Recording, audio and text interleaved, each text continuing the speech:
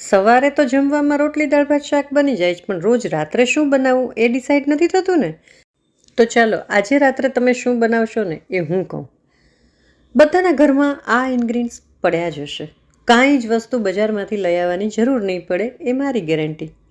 આજે આપણે તમે જોઈ જ રહ્યા છો થાળીમાં, આમ તો સાવ નાનું મેનુ, કરવામાં જાજી મહેનત નહીં, બસ આ જ રીતના ઉકેલ લઈ આવવા માટે મારી ચેનલને સબસ્ક્રાઈબ કરવી જરૂરી છે. જો તમે એક વખત કરી દીધી ને પછી લાઈફમાં ક્યારેય કરવાની જરૂર નથી. તો ચાલો ત્યારે શરૂ કરીએ બનાવવાનું. આજે આપણે બનાવીશું ગાજર અને વટાણાનું શાક.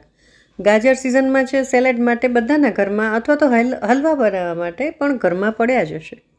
એવી જ રીતના વટાણા, તો વટાણા તો ઘરમાં અત્યારે હોય જ ને, સિઝન છે. ટમેટાં, ડુંગળી, આદુ, મરચાં અને લસણ, બસ બીજું કાંઈ જ જોતું નથી. મસાલા તો ઘરમાં હોય જ. તો મેં અહીંયા સુધારીને થોડીક તૈયારી કરી લીધી છે. એમાં ટમેટાં, આદુ, મરચાં અને લસણ આ બધાની છે ને આપણે પેસ્ટ બનાવી લેવાની છે. આ શાક એકદમ ઝડપથી બને છે અને એકદમ ટેસ્ટી બને છે. પંજાબી શાકની ફિલિંગ આવે. એકચ્યુઅલી પંજાબી શાક જ છે. કડાઈમાં મેં તેલ લઈ લીધું છે. તેલ તમારે વધારે ઓછું જેટલું લેવું હોય એટલું.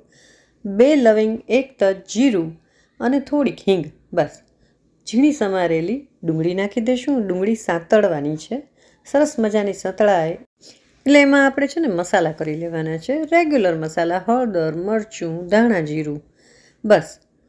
તમને વધારે એમ લાગે કે થોડુંક સ્પાઇસી કરવું છે તો ગરમ મસાલો નાખી દેવાનો. બાકી કોઈ જ જરૂર નથી. બનાવેલી પેસ્ટ જે છે એ ઉમેરી દઈશું. એકદમ બધું જ સાંતળવાનું છે ખૂબ સરસ રીતે. સંતળાઈ જાય એટલે વટાણા અને ગાજર આ બંને નાખી દેવાના છે.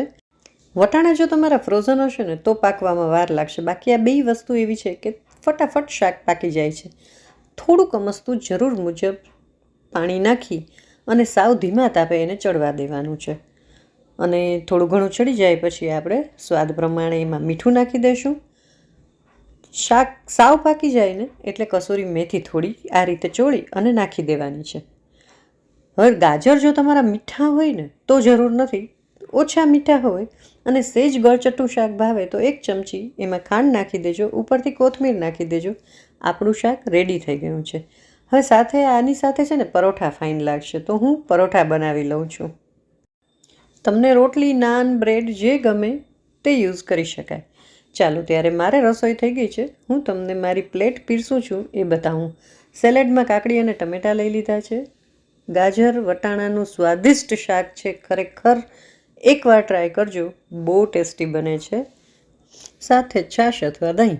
આજનો વિડીયો જો ગમ્યો હોય ને તો પ્લીઝ લાઇક અને શેર જરૂર કરજો.